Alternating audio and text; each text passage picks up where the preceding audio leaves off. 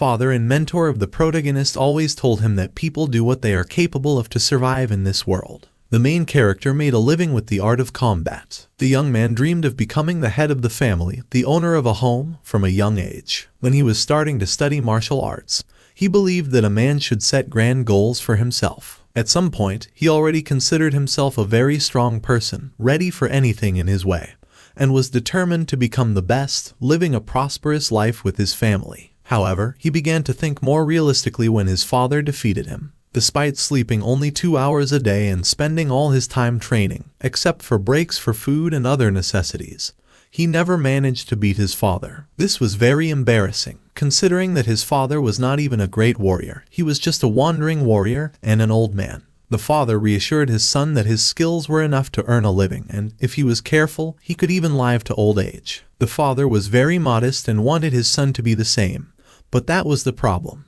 The main character had much greater ambitions and set the bar much higher. Thus, he worked tirelessly, braving storms and freezing temperatures. The young man hoped that a person who put in such great efforts would be worthy of becoming famous and recognized everywhere. However, it was difficult to say if his efforts were worth anything in the end. After his father's departure, the young man lived as an exceptional fighter and even earned the title of superb problem solver. He decided to tell himself that his father was simply unbeatable to avoid feeling ashamed of his numerous defeats against an old man.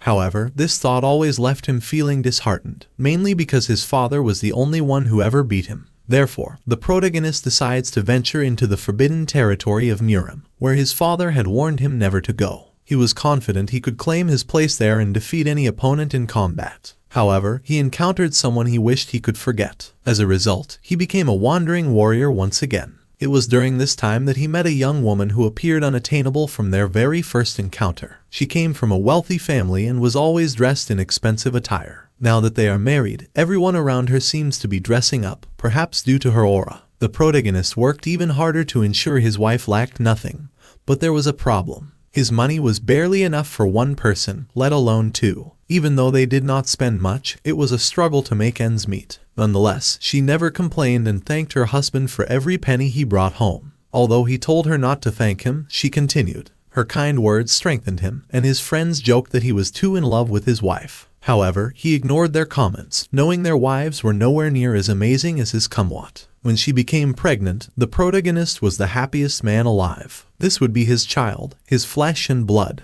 As someone who had lost both his mother and father, he had always dreamed of starting a large family and becoming the head of a new generation. He had everything he wanted, but the gods were not kind to him. When the time for childbirth arrived, it lasted for many hours. The main protagonist stood outside their house, praying everything would turn out well. If only he could have taken his wife's pain upon himself, he would have done so. However, the midwife came out and told him that despite their numerous efforts, the baby still hadn't appeared. The father had to decide to save either the mother or the child. Of course, he chose to save the mother, but the young woman came out to him, despite the pain she was experiencing, to tell him that she disagreed. Whatever happened, she had to give birth. They took her inside to prevent further harm, and after some time, the baby finally arrived and cried out. The man barely had time to rejoice when the midwife told him that there was another one and sent him to fetch 2 more women. He ran to the village. Ultimately, the main protagonist's wife gave birth to 3 children, 2 sons, and a daughter. The midwife placed the newborns in his arms,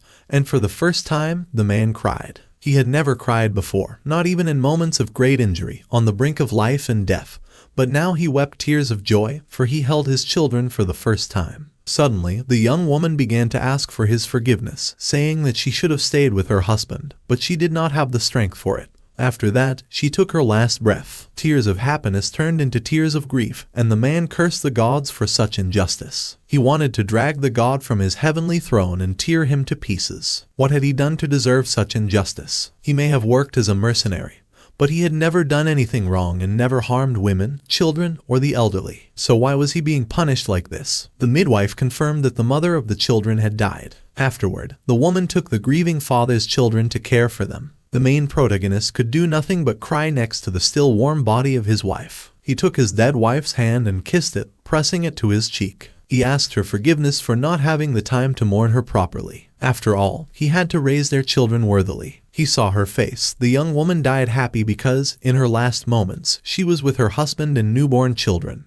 The main protagonist promised his wife they would see each other again when he had raised their children and could finally rest. Then he left the house, where 3 midwives with children in their arms were waiting for him outside. Why were they all born at once and not at least one child yearly? Such thoughts visited the man, but he tried to push them away, for they were his children, and he had to take care of them, even if it would be very difficult. The man asked the head midwife to find 2 wet nurses and take care to ensure that they had enough milk to feed his children and also to look after the newborns today. The first thing the man did was bury his wife, simply alone in a wooden coffin. The young woman will have to wait for him for a long time, as he must live until he has raised their 3 children and they have started their own families, and only then will they meet again in another world. After the modest funeral, he took out all the valuables in their house. It turned out that his wife kept cheap jewelry that her husband used to give her, even though he told her to throw them away when he bought more expensive ones. This should be enough for 10 years, even with 3 children. However, he cannot think about it now. He must earn as much as possible to give his children the best. His job, however, is dangerous, and it is unknown what will happen to the children if he dies. They have no other relatives, and they definitely won't survive on their own. So he must take care of himself until the children can live independently. After that, the main protagonist goes to the man who usually gives him work. He offered to be his bodyguard in the morning and evening but asked for a reasonable sum. The wealthy man just laughed in his face, saying that it was too much and he wouldn't pay that much. Then the new father asked him for another safe but highly paid job. Of course, there were no such jobs. The more expensive the job, the more dangerous it was. However, when the rich man remembered the situation the main protagonist was in,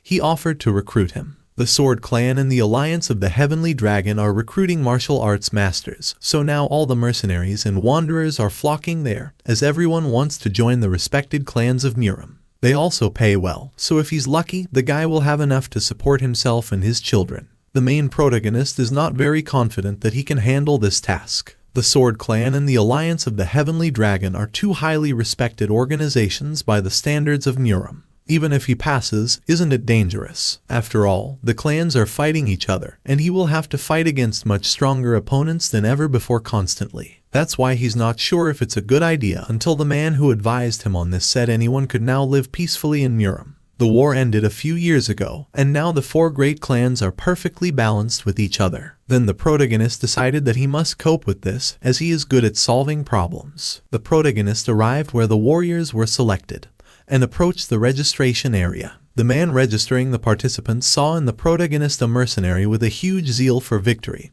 and gave him a black thread to tie on his wrist before sending him to start the trials. People around him whispered that the young man looked confident, and would surely pass. No Gaijin then began to undergo the trials. The first test was to lift a stone, which many men before him, who were much larger in stature, couldn't do. The protagonist thought the stone must have been really heavy, but he managed to lift it and hold it above his head. He was surprised at how light the stone was, while those who watched the trials were astonished that someone could do it, especially after seeing the other participants fail despite their best efforts. The next test was to jump over a pit filled with glass shards. The protagonist thought the pit was too small to test his agility, so he assumed it was meant to test his courage. The protagonist hesitated for a few seconds before jumping and passing the test with ease. No Gaijin found it perplexing. They were purportedly recruiting fighters, yet why were the trials so facile? The next challenge was to cleave a log in half with a single strike. The protagonist pondered whether they were also recruiting lumberjacks. A man standing beside him was fervently calculating his blow, summoning all the strength he could muster for this critical and intricate test of his mettle. At that moment, the protagonist, without any apparent effort, cleanly split the same log. Everyone present wondered if he might be a lumberjack. Still, even so, the log should not have split so easily. No Gaijin asked where the next trial was, as he had already amassed a multitude of colored threads on his wrist from previous challenges. However, he was told that this was the last trial. The protagonist was extremely surprised. Were they recruiting servants, perhaps even some sort of combat aids? The man overseeing the trials asked about his rank, but he replied that he used to be called one who solved problems well. This left the worker in shock. The mentor from the clan understood from the man's response that he was a former mercenary, so he asked which martial arts school he was from, since he displayed such skills. The protagonist could not recall exactly, but his teacher once spoke about a similar thing and how he should respect some ancient ancestor. In the end, no Gaijin could not find anything better than simply saying that there was a school, but he could not remember the name. The mentor from the clan was very surprised at the man, who showed such results, could not even remember the school he studied in. Anyway, it did not matter anymore since he had passed all the trials. The mentor called for No Gajin to follow him, and on the way, the recruit saw a training dummy, which reminded him of a part of the trial. He asked the man what it was, and he replied that it was only for those who had collected all the ribbons for perfectly passed trials. They just happened to be with No Gajin, so he asked to try this trial. In reality, they had simply forgotten to remove this dummy after training. But since it was not too valuable, it was not a big deal if a guy like him tested it. At first, the main character lightly touched it with his hand, but the mentor advised him to hit it with a fist. During his first strike, he did not know how this thing would react and could not break it, and the dummy, like a roly-poly, swayed towards him, forcing No Gajin to dodge the wooden spikes on it. The mentor immediately understood that a simple mercenary would not be able to break such an object, as it was made in such a way that it required spiritual strength rather than physical strength to break it. However, from the second strike, No Gajin punched a hole in the dummy. This shocked the mentor, as punching a hole was even more challenging than breaking the dummy. However, the protagonist was not satisfied with his result and asked for another attempt. He needed to better distribute the force of the strike, but instead, he had concentrated it in one place. On the second attempt, he broke the dummy into small pieces. He said he enjoyed such training and asked the mentor if he had passed. The man, in complete bewilderment of the mercenary's abilities. After that, they went to the office where the mentor counted the ribbons on No Gajin's wrist and could not even remember one of them. The recruit asked again if these were all the trials, and after receiving an affirmative answer, he did not let the mentor say another word. He wanted to discuss payment since, in his previous job, the employer would test the mercenary, and if he passed all the trials, they would discuss the payment amount. The mentor said he was willing to listen to No Gajin's wishes, and he asked first how the Sword Clan supported families. The mentor's face became sweaty as he did not know what to say and even asked for clarification. However, No Gajin confidently stated that usually, standard payment was accompanied by family allowances. He asked for not much, just education for his children, a house near his workplace, and it would be nice to have a nanny for them. The mentor hesitated, and the protagonist thought that he was asking for too much and had probably gone too far. Then he decided that he would pay for the nanny himself, but he definitely needed education and a house, or he would not be able to raise his children. The man was afraid that he had asked for too much and might be kicked out of this place right now. No Gajin left the Sword Clan feeling completely disappointed. How could one of the most respected clans in Niram treat its warriors like this and not even provide support for their families? They were nothing but greedy fools. He had only asked for a little, just everything he needed to raise his 3 children. Was the Heavenly Dragon Alliance the same? There was only one way to find out. The main character easily passed the test in another organization and also asked the mentor about support for families. He received the same answer that it was not provided, but they were willing to take care of it here. They would allocate him a house, albeit not very close, but still in a castle, so it should be suitable for the man. There was a martial arts school in the Alliance, but if he did not want his children to pursue it, he could always send them to a regular school, so there should be no problem with that. The mentor even said that they were not against paying for a nanny for his children. No Gajin was happy and ready to undergo as many trials as necessary, but the mentor already understood his abilities and replied that there was no need for that. In the evening, while putting his children to bed, the man worries about his new job and responsibilities. He is almost angry at his wife for the first time because he will have to do everything alone. No Gajin does not know how to be a good father, at least partly because the person who was supposed to be an example for him did not participate in his life during his childhood. Nevertheless, despite any difficulties, he must raise his children and give them everything that other parents give their children. The most important thing is that they do not grow up to be the same scoundrels as their father. No Gajin began his search for a nanny, promising good pay, and therefore there were quite a few applicants. However, finding the right one proved to be a difficult task. Women came who believed they would be hired only for their beauty, and elderly women with vast experience.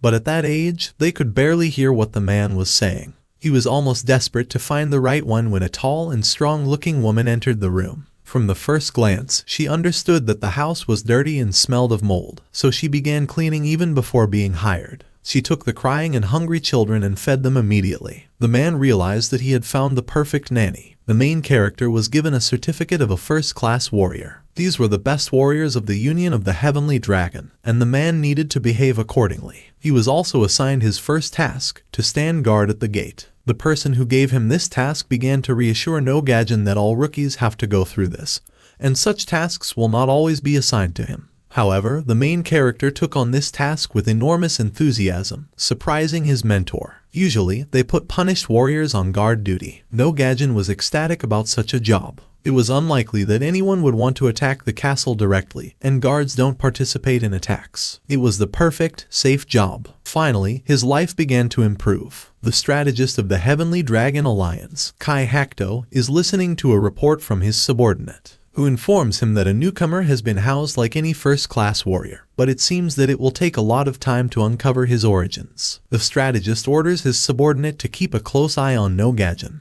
However, the subordinate dares to ask why this seemingly ordinary young man is so important. Kai Hakto himself would not have believed in the abilities of such a simpleton if he had not seen them with his own eyes. He watched this young man's trial and was very surprised that he could not remember the school he had attended. After all, there are not many masters in the world who can train such a good warrior. And when No Gajin explained that he was expelled from the Sword Clan because he asked for too many conditions to support the children, the strategist asked him not to tell anyone that the Heavenly Dragon Alliance had provided him with special conditions, as they were only for warriors with great potential. The clan that rejected him would regret it greatly, and they would envy the Alliance for having such a first-class warrior. The strategist was curious about how powerful this young man's teacher was. He asked if he had ever been to Muram before, but No Gajin replied that he was just a mercenary and that Muram was a completely different level. The strategist now understood his subordinate's skepticism, as believing in such tremendous mercenary strength can only be done by seeing it with one's own eyes. Therefore, he simply ordered his subordinate to keep a close eye on the main character, and to finish his investigation as soon as possible. Meanwhile, No Gajin tried to put his crying toddlers to sleep. The father sang lullabies to them, rocked them, and even sat with them in his arms. The main character had to work tomorrow, but he couldn't sleep because of the children. He thought it would be wise to find a backup nanny, as it was foolish to rely on just one. In the future, he would have to tell the nanny not to let the children sleep so much during the day because, apparently, they weren't going to sleep at night. After a long time of rocking and singing lullabies, the triplets finally fell asleep. However, as soon as the man laid one of them down in the crib, he woke up and started crying, and all the others cried along with him. It was almost dawn when the children fell asleep again in their father's arms. The man was surprised at how quickly the children reacted when No Gajin laid them down on the bed, causing them to start crying immediately. Now all three of them were peacefully sleeping on their father's chest. The main character wondered if he could sleep like this or if he would crush the children in his sleep. Eventually, he solved the problem by tying his legs with a rope to the edges of the bed and surrounding himself with pillows in case any of the children fell off. After several months, the main character continued to work as a guard. Another successful day had passed, and he said goodbye to those who replaced him at the main gate, and was ready to go home when his boss approached him and said that he had a special assignment for him the day after tomorrow. However, the main character did not want any tasks other than his guard duty, especially on his day off, and he tried to persuade his boss to find someone else for the job. This greatly surprised the boss, as other warriors try to show themselves in the best light, but this one, on the contrary, does not want to move beyond the post of a guard. The father of 3 children is perfectly satisfied with his safe and well-paying job. The boss does not understand such a life position and insists that only he can handle this task. Nothing can make No Gajin work on his day off, except for a bonus, which they use to bribe him. Now he is ready for any mission, even if it takes several days, as long as he is paid for each day, and he can leave the children with a nanny. The boss tells him the day and time and orders him not to be late. A group of warriors from the Heavenly Dragon Alliance, including the main character, were walking on a mountain path for a mission. Everyone was riding horses except for No Gajin, who said that it was much more comfortable and safer for him to walk. Therefore, the others assumed that the newcomer simply did not know how to ride a horse and even explained to him how to do it. The warriors from the Earth Dragon clan, for whom No Gajin and other soldiers were providing protection, asked them to calm down. They did not understand why there was so much security, as there would have been enough warriors from their own clan, although it was possible that they were taken as servants. The main character and the guys from his squad could barely restrain themselves from saying something in response. They were only there for the money, otherwise they would not have put up with such disrespect. The main man, who was being guarded by 2 squads from different clans, ordered everyone to be silent and still advised No Gaijin to learn to ride a horse because not doing so risked becoming a burden in the future. Out of politeness to this man, No Gaijin simply could not refuse, so he thanked him for the advice and got on the horse. It turned out that he knew how to ride, but simply did not want to, preferring to stand firmly on his own 2 feet. The others were very surprised by this. The squad arrives at the community of the sword instructor. The main man greets the head of the community with a bow and thanks him for coming to meet them. He apologizes for the instructor's inability to attend the head's birthday personally, but this is not a problem for the head, as he understands that the instructor is very busy. The guest thanks him for his understanding and is glad that others from the squad were able to come. No Gaijin is a little upset about the situation because the upper classes enjoy congratulations and thanks, even though they are not scholars. The head of the community orders the servants to accommodate the guests, while the main character only thinks about how much he wants to go home to his children. The protagonist, having eaten his fill, decides to take a stroll. He notices some children playing nearby and stops to observe them. The boys are awestruck when they notice him, for in the union of the heavenly dragon only the strongest warriors belong. They ask No Gaijin what one needs to do to join the union. He is at a loss for words, as he cannot tell the children how easily he was accepted into one of the best organizations in Murama. He cannot provide an answer, for one of the boys says that he is a mercenary. He is just cannon fodder for the union of the heavenly dragon. This man was not born into the union, and thus is not worthy of admiration. A girl, the only one among the crowd of boys, disagrees with her friend. The girl says that her friend is mistaken. However, the boy is confident in his view that such mercenaries cannot even defeat his elder brothers. The girl argues that mercenaries are paid money, and thus they are important to the union. A powerful organization like this one would not spend money on mere cannon fodder. Her friend disagrees, claiming that honor and glory cannot be measured by money. Nevertheless, the girl argues that one cannot be satiated by honor and glory alone. In reality, these children scare No Gaijin. They continue to argue until the boys grow tired and leave, leaving the girl, the know-it-all, alone. She even comforts No Gaijin, saying that he should not pay attention to the childish chatter. The main protagonist expresses his gratitude to the little girl for her kind words and even confesses to her that he is indeed a mercenary and weaker than the warriors of Muram. The girl tells him not to be modest and reminds him of the fear he had for Higa. Although he doesn't understand who that is, he doesn't have time to ask, as the girl runs to catch up with the rest of the group. Suddenly, a group of assassins jumps over the fence of a nearby building and seizes the children. They also try to grab the girl, but she seems to be protected by some invisible force. A warrior with swords and a mask on his face appears, clad in a black cloak, and stands before the girl, instructing her to run to the main protagonist. No Gaijin stands petrified, not knowing what to do. He watches the children being abducted and thinks that if he intervenes, he won't be able to do anything. Since there are many warriors of Muram here, they will surely handle these assassins quickly. And for now, he just needs to run because he is weaker than the regular warriors. He sees the same girl running towards him from behind. No Gaijin realizes that there are too many adversaries to handle. They try to attack the warrior who protected the girl, but they cannot do anything to him as he deftly evades their strikes. The main character does not understand what kind of master this is. The girl runs to him and he draws his sword, even though he did not want to do anything dangerous. He attracts the attention of the assassins and then goes on the attack, picking up the girl in his arms. A little late, he realizes that he should have run in the other direction, as he runs straight into a wall, which he breaks through with his sword and emerges outside. Just as No Gaijin starts to think about what to do next, the enemies reappear before him. He is sure that these are not ordinary kidnappers. He could not have imagined that someone would dare to abduct a child from such a protected place. With horror, he realizes that even the guards did not come to help and he will have to deal with everything alone. The main protagonist effortlessly deflects the attacker's kicks while the trembling girl is held in his arms. He warns her to hold on to him tighter and reassures her that it will all soon be over. One of the assassins attacks No Gaijin with a sword, and he prepares to block the blow with his foot. The attacker considers it foolish, but the edge of the sword only rings off No Gaijin's foot,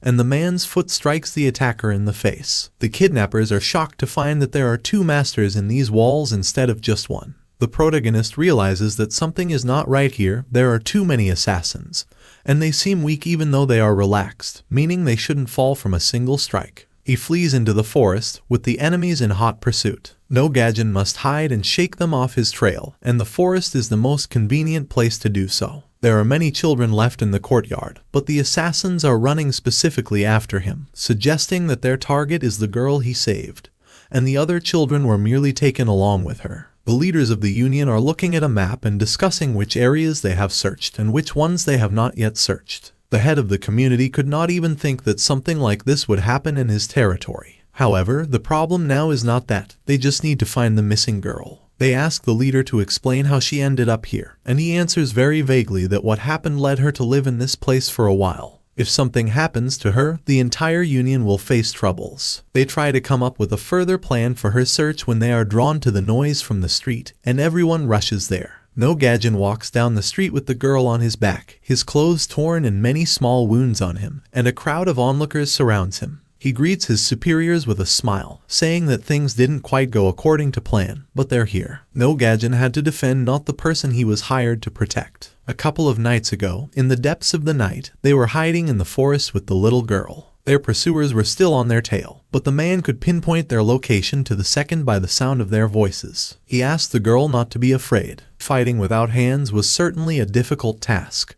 but the protagonist was able to handle it. Using jumps, weight shifting, and other techniques, he was able to deal with a multitude of armed opponents without weapons and even without using his hands. No Gajin regretted not killing the enemy's scouts and breaking away earlier, as now there were too many of them, and he might have to suffer a few injuries. Having escaped from their pursuers, he and the little girl jump onto a rock, pondering that they only need to hold out for a couple of days, as the Union already knows about the incident and has begun to react. The girl notices blood on her savior's body and worries about him, but the man reassures her that it's just a scratch and he's perfectly fine. That same evening, the protagonist tended to his wound, which had been pointed out by the girl. The injury was more painful than usual, but it did not impede his movement. The little girl appeared as if she might cry at any moment. The man suggested that she wash up, and it turned out that the child's wrist was hurting. It may have been hit during the fight. No Gajin washed the girl like he would his own children at home and told her about them.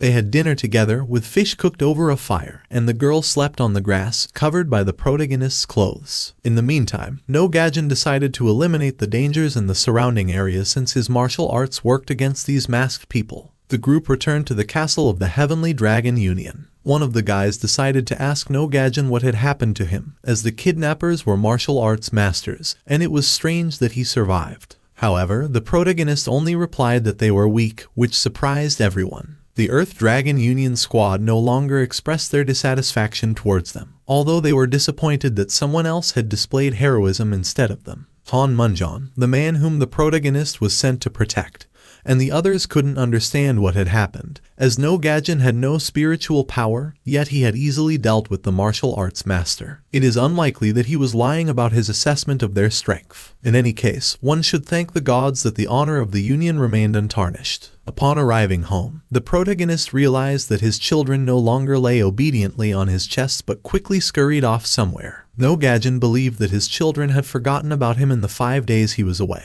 but the nanny explained that they were just growing and exploring the world around them. His daughter, however, still wanted her father's attention, unlike his sons, and the man was delighted to embrace her tightly. The master scolds the kidnappers who came back empty-handed and managed to lose several squads in the process. He cannot comprehend how they failed such a straightforward mission, and to add insult to injury, they tell him about some mercenary with the power of a master. Of course, it's difficult to believe, and so Master Yuk-Han sends those who have made mistakes to find the person who was able to destroy entire squads of martial arts masters. No Gajin resumed his usual work as a guard, and his partner inquired about the recent events, but was primarily interested in the large sum of money paid to the protagonist. In fact, the partner hoped to be treated to a drink in celebration of the occasion. Initially, No Gajin refused steadfastly, as all of his earnings went towards raising his children. However, after some thought, he realized that his partner was his only friend and agreed to treat him, albeit at a relatively inexpensive establishment. In the evening, as No Gajin was returning home after having a few drinks and humming a tune to himself,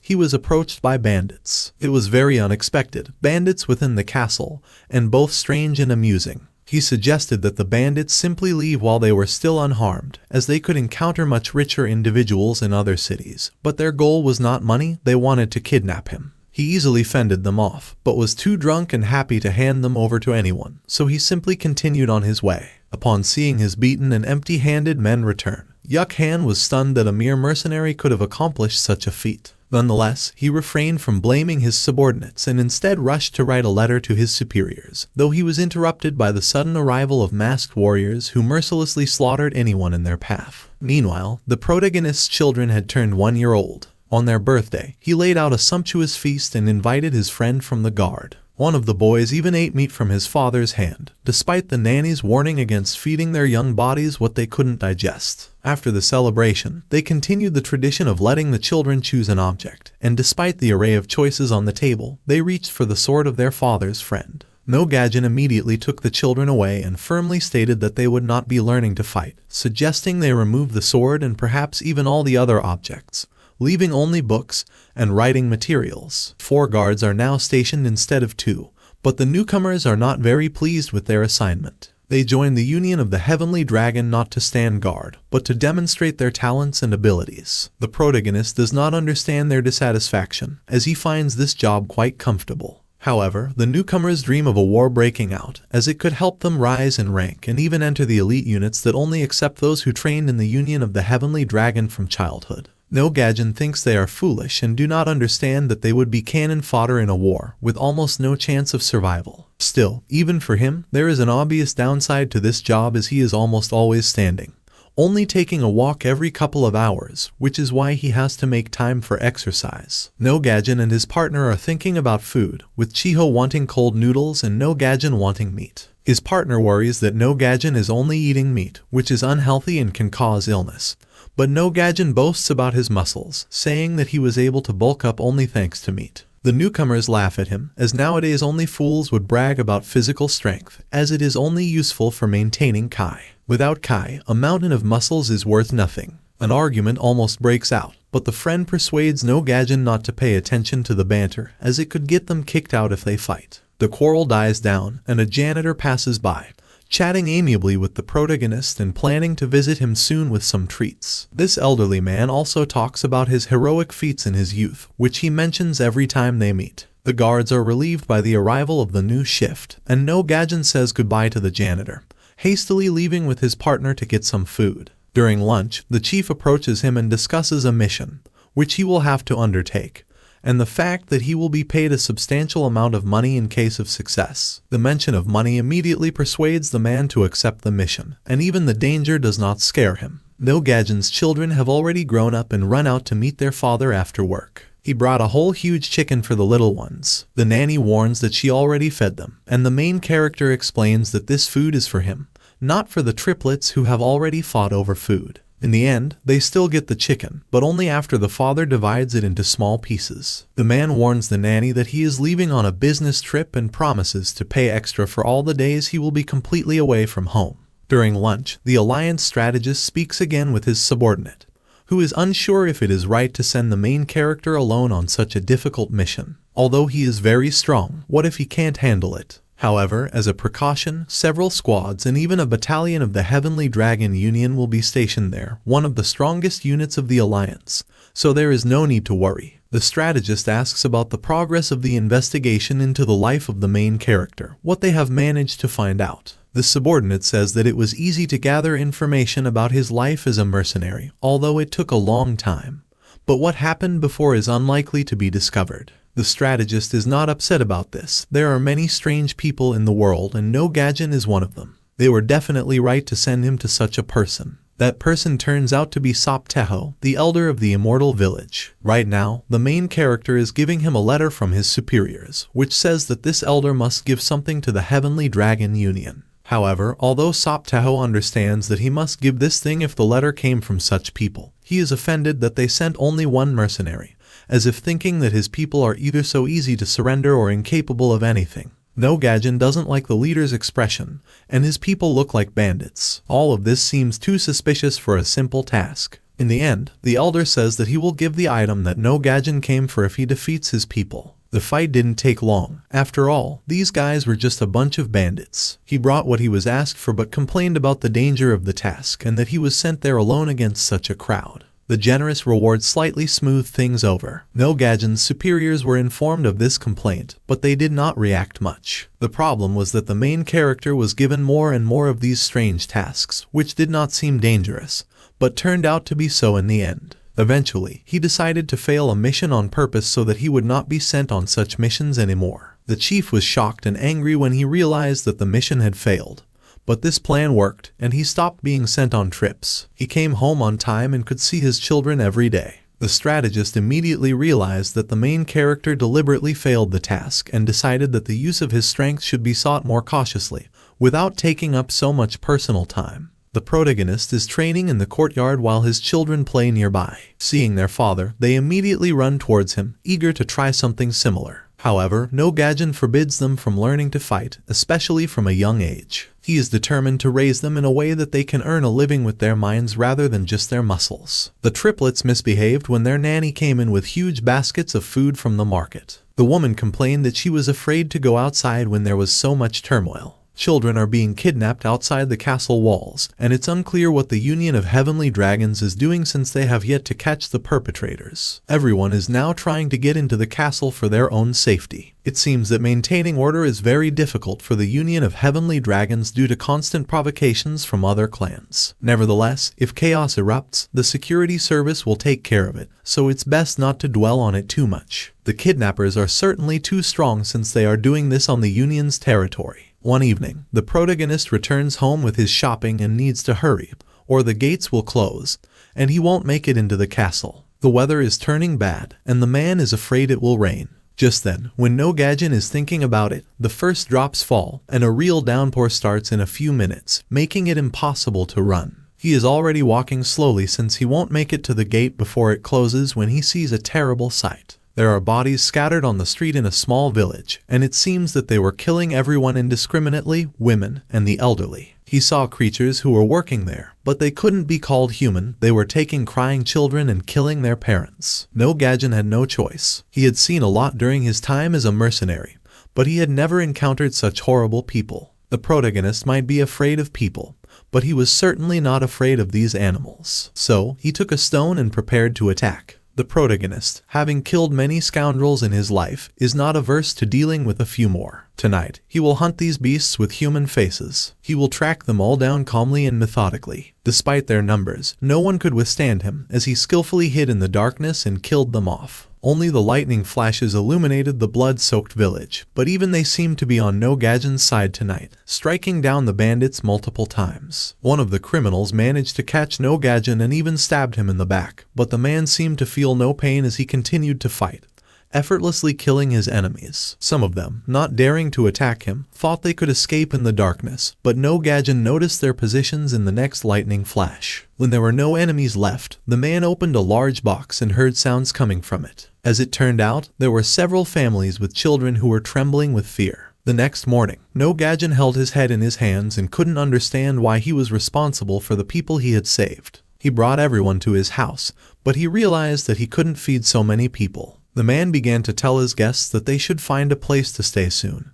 But then he saw the triplets playing with other children and realized that he couldn't do that. In the end, he decided to help these people buy a home for the sake of their children. He himself is a father and cannot send these little ones back to that bloody place. The protagonist approached his superiors to request assistance for the victims, only to discover that the Union had no guidelines for such situations. Had he reported the bandits to the Union first and then went to apprehend them with reinforcements, perhaps the Union could have helped the victims. However, the responsibility falls solely on No-Gajen and he must help those he saved. Leaving the chief's office disheartened, No-Gajen gazes up at the sky and longs for his wife's presence. If only she were here, they could find a solution together. As a strategist and his subordinates pass by, No-Gajen thinks it's a good idea to turn to him for help and runs after the old man. The bystanders are shocked that someone dared to call such a high-ranking man old, but the strategist is unperturbed. After listening to No-Gajen's story, he is surprised that this occurred and empathizes with the protagonist's frustration. He orders his subordinates to assist the victims, at the very least by providing them with housing and giving No-Gajen as much money as possible. They must instill in No-Gajen a sense of responsibility. At home, No-Gajen eats while his nanny prepares a bath for him. She says that everything is ready for him to bathe,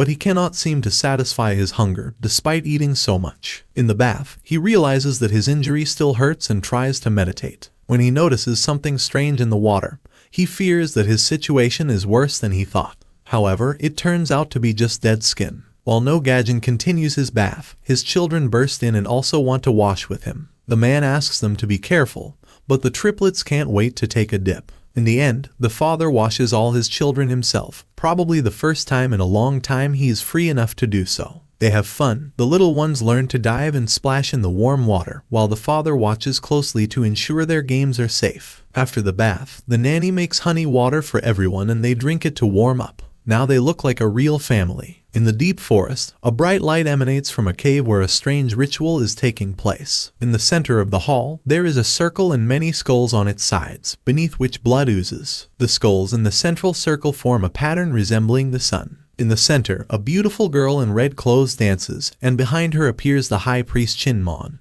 who cuts off her head with a single movement. The body falls down, while the head remains in his hands. He utters a ritual phrase and throws the head down, his hands still covered in blood. At that moment, the priest is informed that their mission in the village has failed, and they were also hindered by only one person. The leader fears that the strongest warriors have started acting, but the identification of the best mercenary was found on site. It is unlikely that a single mercenary could have killed so many strong warriors of the Church of Blood. The high priest is angry and orders to bring those who were saved by the main hero so that they can be sacrificed. No Gajin, having fully recovered from his injuries, arrived at the training ground near a huge rock. He began striking the rock with his shoulder and counting his hits, but as the count reached into the hundreds, the pain became unbearable. He realized he was too old for this and contemplated ending his training.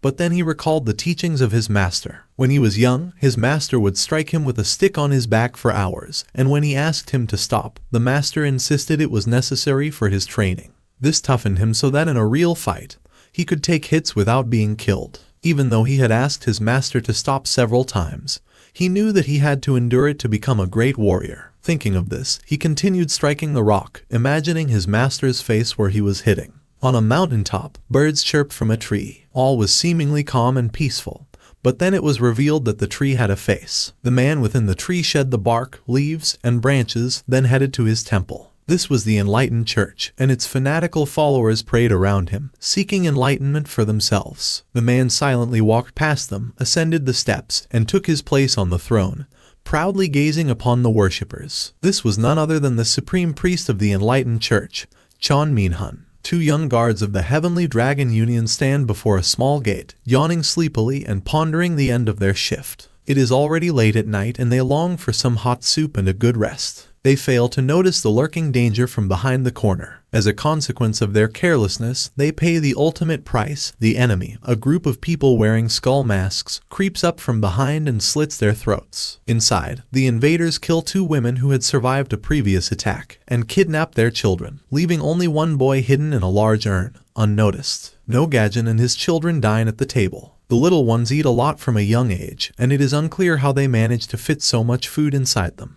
Nannies observe everything, including how the whole family says the same phrase after dinner about how well they ate. The children mimic their father's behavior perfectly, and one of the nannies notes that it is unclear how he can provide for such a large family. After dinner, the hero puts his little ones to sleep, and they drift off in funny poses. The family's tranquility is interrupted by a cry from the street. The surviving boy runs to their rescuer in tears and cannot even explain clearly what has happened.